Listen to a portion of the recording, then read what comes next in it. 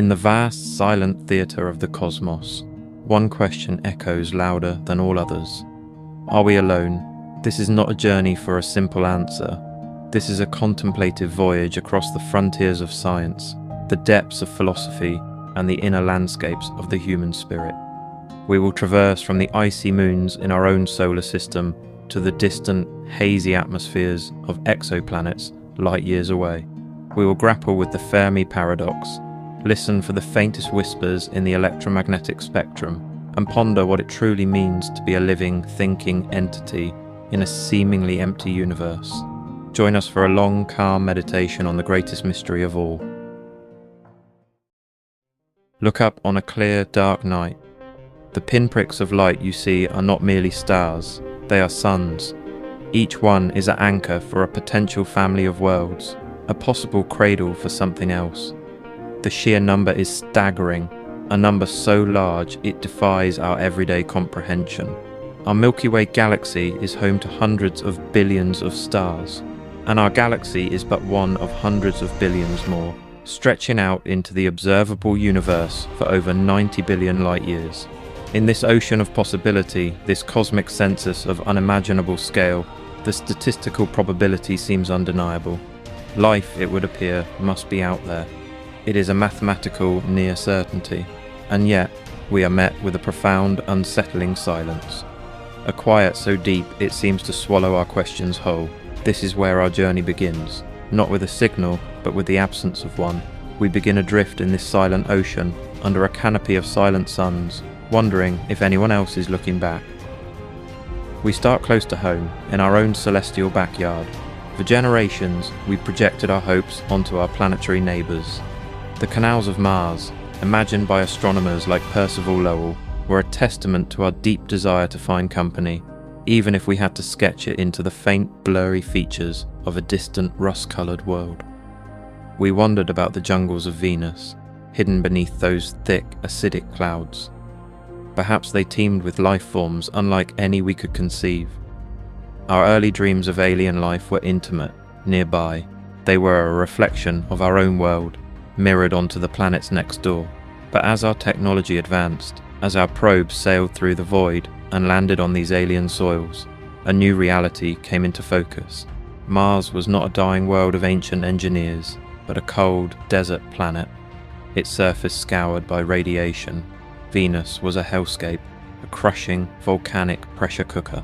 The hope for neighbours next door began to fade, forcing us to lift our gaze from the familiar shores of our solar system and peer into the deep, open water between the stars.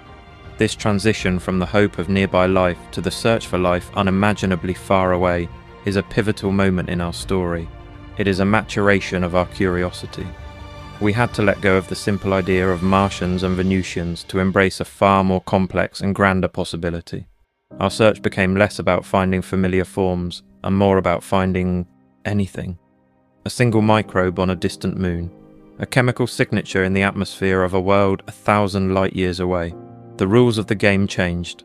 The playground expanded from a few planets to billions upon billions of them.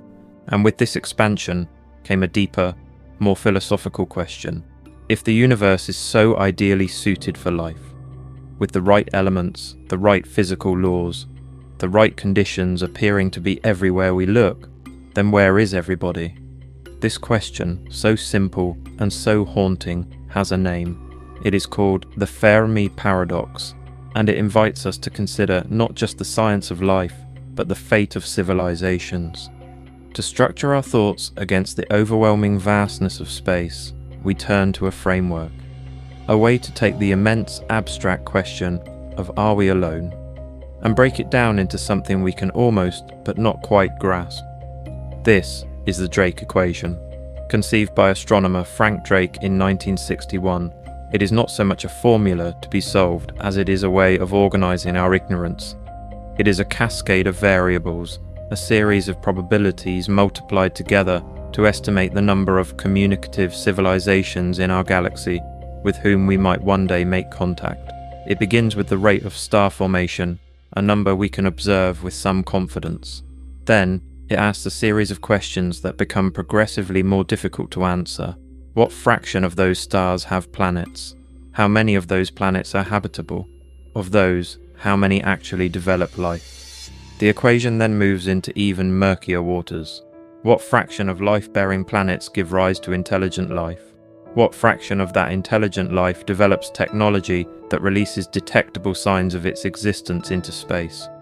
And finally, the most elusive variable of all, the length of time such civilizations release those detectable signals into the cosmos.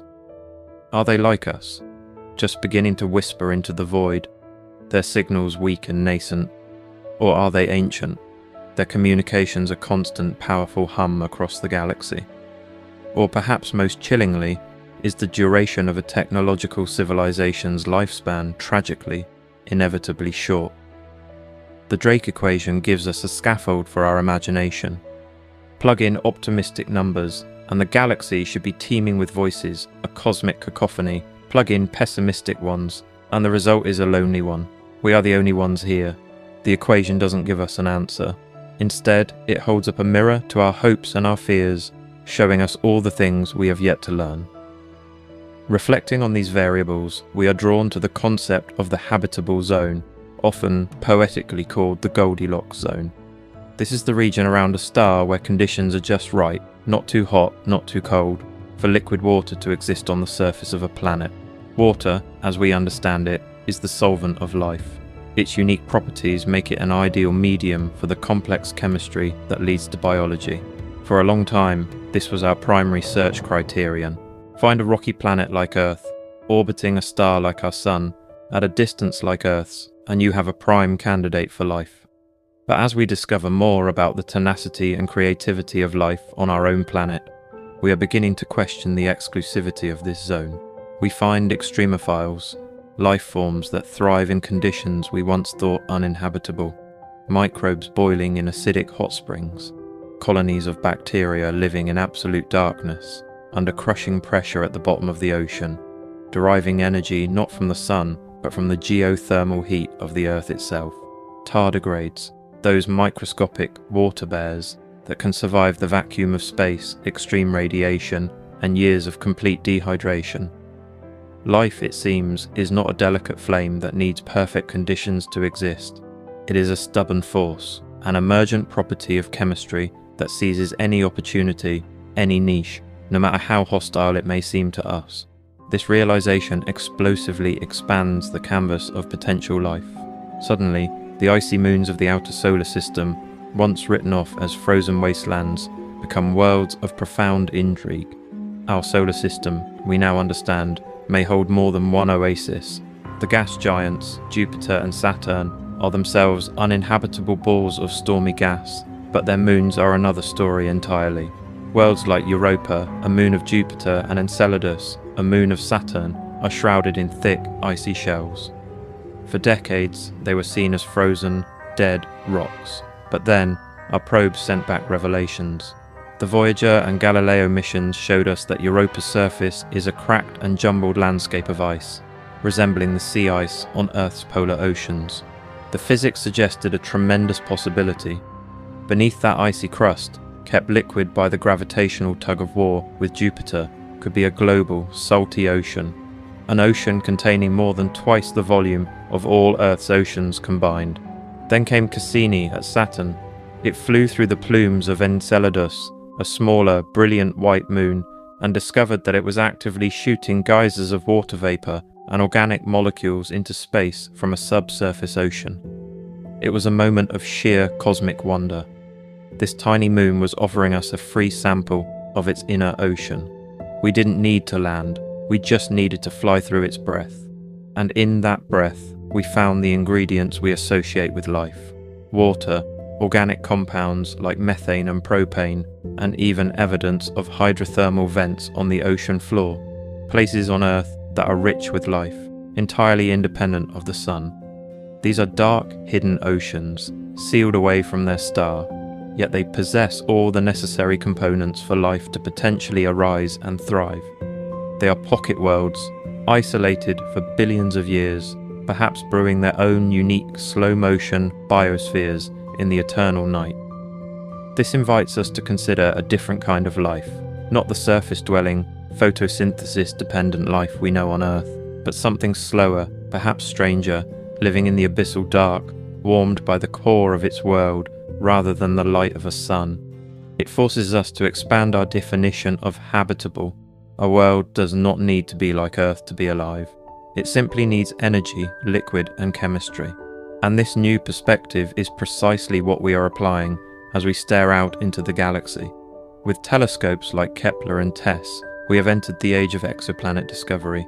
We now know that planets are not the exception, but the rule. Most stars have them. Our galaxy is filled with worlds. We have found thousands, from scorching hot Jupiters that orbit their stars in mere hours to frozen super-Earths. Our techniques are ingenious. We watch for the faint rhythmic dimming of a star, a telltale sign that a planet is transiting or passing in front of it. We measure the star's subtle wobble, caused by the gravitational tug of an orbiting planet. And now, we are beginning to analyze the light that filters through a planet's atmosphere during a transit. This starlight carries a fingerprint. Molecules in that alien air absorb specific wavelengths of light. By reading this spectral signature, we can deduce the atmosphere's composition. We can search for biosignatures, gases that, on Earth, are overwhelmingly produced by life. Oxygen, which is highly reactive and would quickly vanish from the atmosphere if not constantly replenished by photosynthesis. Methane, which can be produced by geological processes but also by microbes. Finding a combination of these gases and atmospheric chemistry wildly out of equilibrium would be the most compelling hint of life we could possibly hope for from such a distance. We are, in a very real sense, learning to smell the air of worlds light years away. And so we arrive at the central paradox. The numbers are overwhelming, the ingredients are everywhere, the potential homes are countless, the universe appears to be built for life, and yet the silence persists. This is the Fermi Paradox in its full, perplexing glory. The physicist Enrico Fermi, during a casual conversation about the high probability of extraterrestrial civilizations, reportedly asked the simple, devastating question, but where is everybody? If they are out there, their civilizations should be millions, if not billions, of years older than ours. They would have had ample time to colonize the galaxy, or at the very least, to make their presence known in unmistakable ways. The sky should be full of their engineering, their signals, their artifacts, but we see nothing, we hear nothing. This great silence is the most significant data point in our search. To sit with this silence is a deeply humbling experience. It suggests that something is wrong with our reasoning, that one of the variables in the Drake equation is far, far smaller than we hope, that there is a great filter, a barrier that is exceptionally difficult for life to overcome. The terrifying question is, where is this filter located? Is it behind us?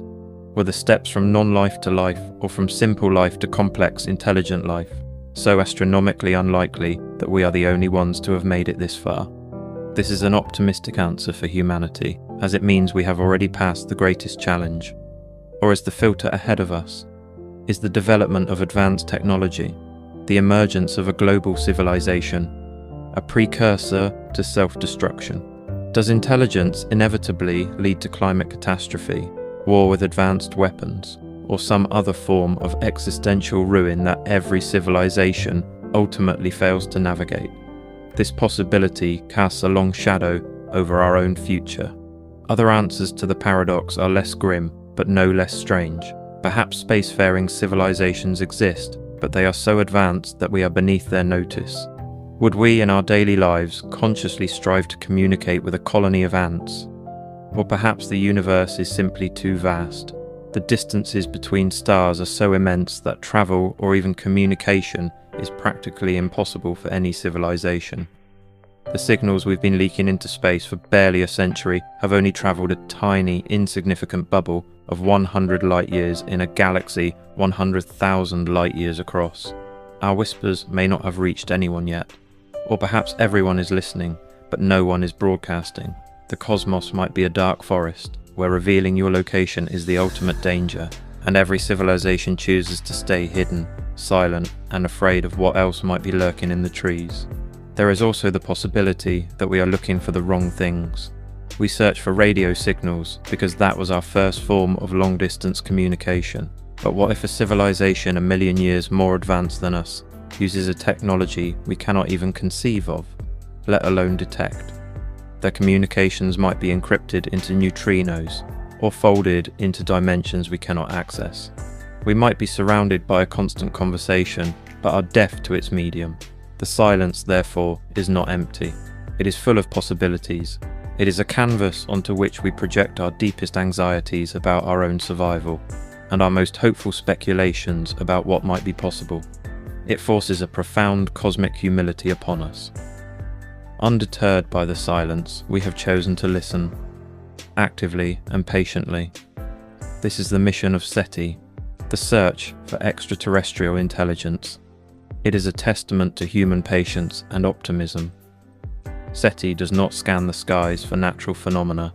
It searches for a signal that is clearly artificial, a beacon that shouts, "I was made by intelligence." It is the ultimate cosmic needle in a haystack operation. For decades, radio telescopes like the famed Arecibo dish in Puerto Rico and now the Allen Telescope Array in California have been methodically tuning across the microwave spectrum, a quiet band of frequencies believed to be a natural watering hole for galactic communication. They listen for a signal that is narrow in bandwidth, that drifts in frequency in a way consistent with a transmission from a planet in motion, a signal that stands out from the natural radio hiss of the universe. The work is one of immense data sifting. Thousands of potential signals are detected every day, but nearly all are quickly identified as human-made interference. A passing satellite, a radar installation, a car ignition. The process of elimination is meticulous. The hope is to find a signal that passes every test, that comes from a point beyond Earth, and that repeats. The story of the WOW signal, a strong, narrowband radio signal detected in 1977 that bore all the hallmarks of an artificial origin, captures the fleeting excitement and enduring mystery of this search. It was never detected again, leaving it as a tantalizing, unresolved hint in the history of SETI. This is the rhythm of the search, long periods of quiet dedication, punctuated by moments of exhilarating but ultimately unconfirmed possibility. But SETI is evolving. As our own technology advances, so does our imagination for what we might look for. The search is expanding beyond radio waves. We now have optical SETI, which looks for powerful, nanosecond-long laser pulses that could be used as a brilliant interstellar beacon. We consider searching for signs of megascale engineering, hypothetical structures built by civilizations of staggering power, so-called Dyson spheres, that might envelop a star to harness its entire energy output, which would be detectable as a star that glows oddly in the infrared. We even ponder looking for atmospheric pollution on exoplanets, CFCs or other industrial chemicals that would be a sure sign of a technological civilization, albeit one that may not have mastered sustainable living. We are, in a sense, learning to look for the shadows cast by gods, while still listening for the whispers of our peers. This patient, decades-long search, funded largely by private donations and driven by pure scientific passion, is a beautiful expression of a human need to connect. It is a gesture of reaching out, a statement that we believe it is better to know than to not know, even if the knowledge is that we are utterly alone. It is a project that operates on timescales longer than a human lifetime, a testament that we are planting trees whose shade we may never sit under.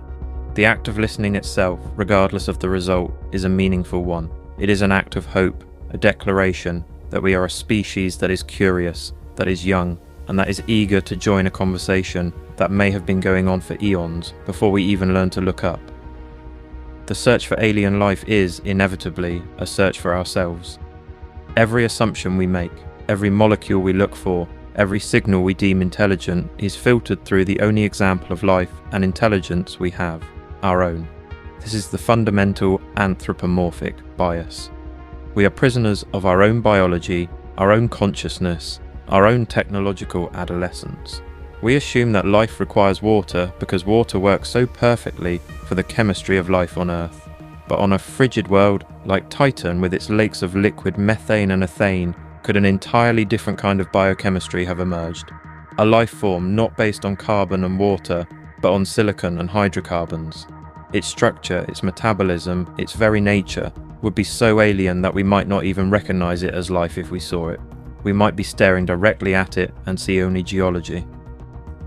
This challenge extends to the very concept of intelligence. We equate intelligence with technology, with the building of radios and telescopes. But what other forms could consciousness take? An intelligent, slowly shifting network of fungal mycelium deep within a planet's crust, communicating through chemical signals over millennia, a vast, distributed mind in the atmosphere of a gas giant, thinking thoughts as vast and stormy as the planet itself, a species that communicates not with sound or light, but with complex magnetic fields or subtle gravitational waves, a civilization that has turned inward, exploring the infinite landscapes of virtual reality or consciousness itself, having no need to explore the physical stars. Our search parameters are limited by the boundaries of our own imagination. This forces a profound philosophical shift. To truly find the other, we must be prepared to not find ourselves. We must be open to the truly alien, the utterly incomprehensible. The discovery of a second genesis of life, even a simple microbe on Mars or Europa, would be the most monumental discovery in human history, precisely because it would shatter our Earth-centric view. It would prove that the genesis of life is not a miraculous one-off event, but a natural universal process. It would tell us that we are part of a cosmic biology, a network of life that potentially spans the galaxy. But it would also tell us that life elsewhere is almost certainly nothing like us. It is this duality, the desire to find company and the terrifying, exhilarating prospect of finding something completely other, that lies at the heart of the search. We are, in a way, using the universe as a mirror. In wondering about the consciousness of others, we are forced to examine our own. What is it to be a thinking being? What is the nature of this self-awareness that allows us to ponder our place in the cosmos? The silence we meet might be telling us that consciousness is a rare and fragile flame in a dark universe. Or it might be telling us that it is so common it has taken forms we are blind to. In asking, "Are you there?" we are also asking, "What are we?"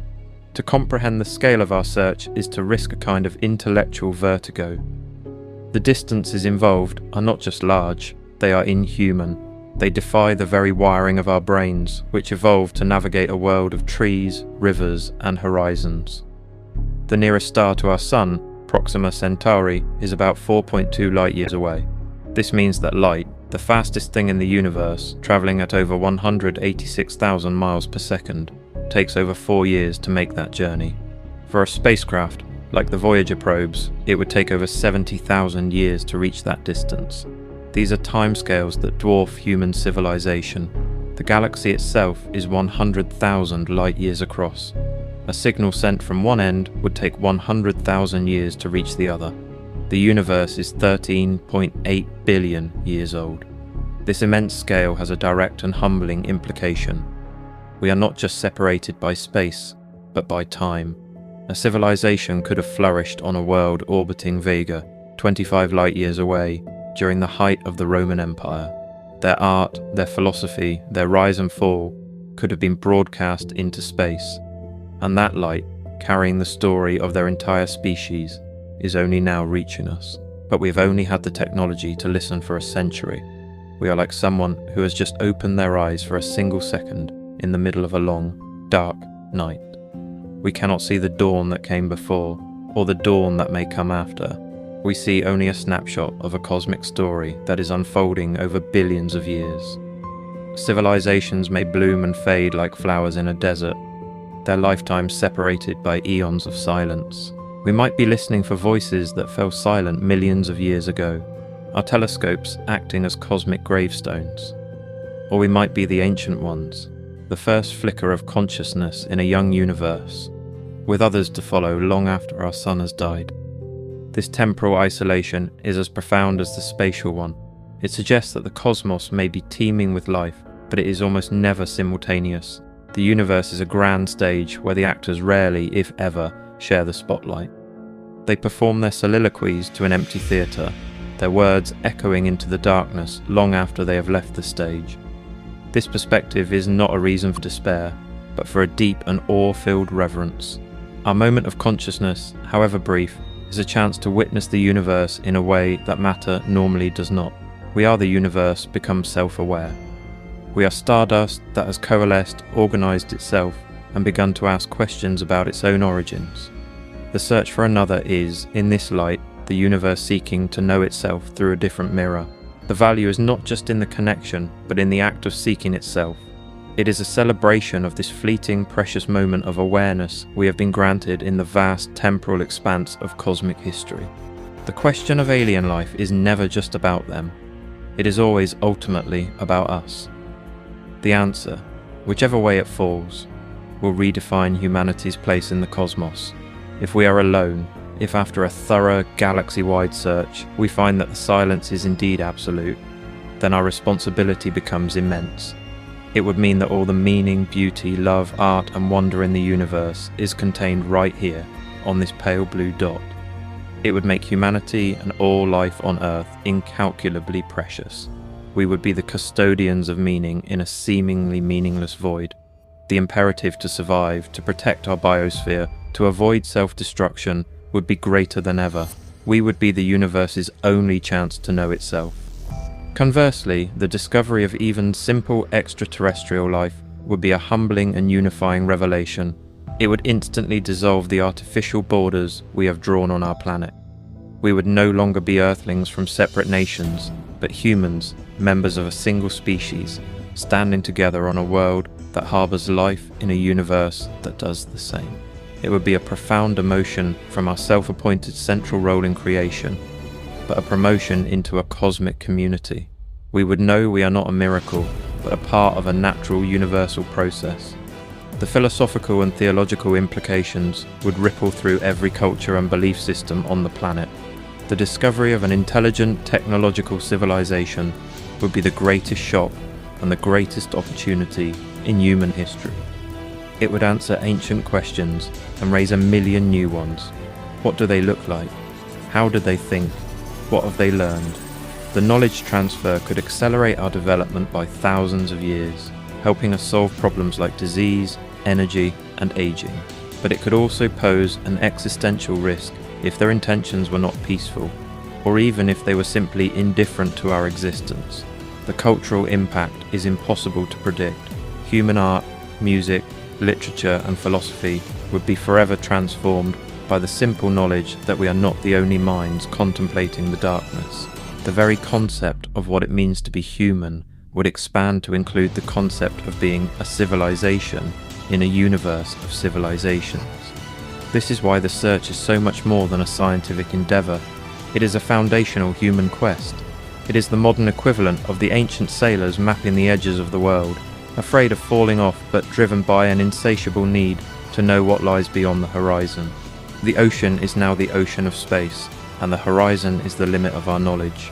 The potential discoveries promise to reshape our identity, our culture, and our future in ways we can scarcely imagine. We are not passive observers in this story, we are active participants, our curiosity itself being a driving force in the narrative of life on Earth reaching out toward the stars. We are standing on the brink of a new era in the search. Our tools are becoming powerful enough to move from speculation toward potential discovery. The James Webb Space Telescope, with its unparalleled infrared sensitivity, is right now analysing the atmospheres of distant exoplanets, seeking those telltale chemical imbalances that shout life. It may well be the instrument that provides the first strong, albeit indirect evidence of a biological process on a world beyond our sun. This discovery might not be a dramatic message, but a data point on a graph, a spectral line that shouldn't be there without a constant source of replenishment. Scientists will debate it, verify it, and cross-check it for years, but it could be the crack in the dam of our isolation. Beyond JWST, even more ambitious projects are on the drawing board. Giant next-generation ground-based telescopes, like the Extremely Large Telescope, ELT, with a mirror nearly 40 meters across, will be able to directly image some exoplanets, not as points of light, but as actual resolved dots. We might be able to see the blur of their continents and oceans, to study their weather patterns and seasons. We are also developing the capability to send probes, not just to the moons of Jupiter and Saturn, but to land on them and penetrate their icy shells. missions are being designed to send submersible drones into the dark oceans of Europa or Enceladus to swim through those alien waters and see what, if anything, is swimming with them. The search for intelligence is also advancing. Initiatives like Breakthrough Listen are investing hundreds of millions of dollars to purchase time on the world's best telescopes and develop new, sophisticated algorithms to sift through the cosmic noise with more sensitivity than ever before. They are searching 1 million of the nearest stars, the center of our galaxy, and even 100 of the nearest galaxies. They are looking not just for radio signals, but for laser pulses and other techno-signatures we are only beginning to imagine. The data collected is immense, and some projects are enlisting the help of the public, allowing anyone with a computer to help scan the heavens for that 1 in a trillion anomaly. This is no longer the domain of a few dreamers. It is a mainstream, multidisciplinary scientific pursuit involving astronomers, biologists, chemists, planetary scientists, and engineers. The pace of discovery is accelerating. The first proof of life beyond Earth could come tomorrow, or it could come a century from now, but the trajectory is clear. We are methodically, painstakingly, and with increasing sophistication, closing in on the answer to the ancient question. We are bringing the full force of our curiosity and our intellect to bear on the cosmic silence. We are learning to listen better, to see clearer, and to think broader about what life is and where it might hide. In the end, the search for alien life is a story without an ending. Or rather, it is a story whose ending we cannot yet know. It is a narrative woven into the human spirit, a fundamental expression of our curiosity. It is the driving force behind some of our greatest scientific and engineering achievements. It is the backdrop to our deepest philosophical musings and our most popular science fiction. Whether we find company or find solitude, the act of searching itself transforms us. It pushes our technology forward. It forces us to think critically and creatively. It reminds us of the fragility and beauty of our own world, hanging in a sunbeam. Perhaps the answer is not a binary yes or no. Perhaps the universe is not simply empty or full. Perhaps it holds a sparse, precious distribution of life, separated by vast gulfs of space and time, each instance a rare and wonderful flame sparking in the darkness before being extinguished. Perhaps we are part of a grand, slow cosmic dance where partners rarely touch. Or perhaps we are indeed the first or the last, the only chapter written so far in a story that has barely begun. For now, we continue to listen. We point our dishes at the stars, we train our telescopes on distant points of light, and we send our robotic emissaries to the frozen moons at the edge of our own solar system. We do this not because we are guaranteed an answer, but because the question is so beautiful, because the possibility, however faint, ignites something within us. The silence is not a void to be feared, but a space for contemplation. It is the canvas upon which we project our hopes for connection and our awe at the grandeur of the cosmos. So we keep watching the silent ocean. We keep sailing into the darkness, guided by the stars above and the hope within. The question, are we alone, is not just a question we ask of the universe. It is the question that defines our place within it. And as long as that question burns in the human heart, the search will continue. It is our message in a bottle, cast into the cosmic sea, our declaration that we are here, that we are awake, and that we are waiting, forever listening for an echo in the sublime and silent dark.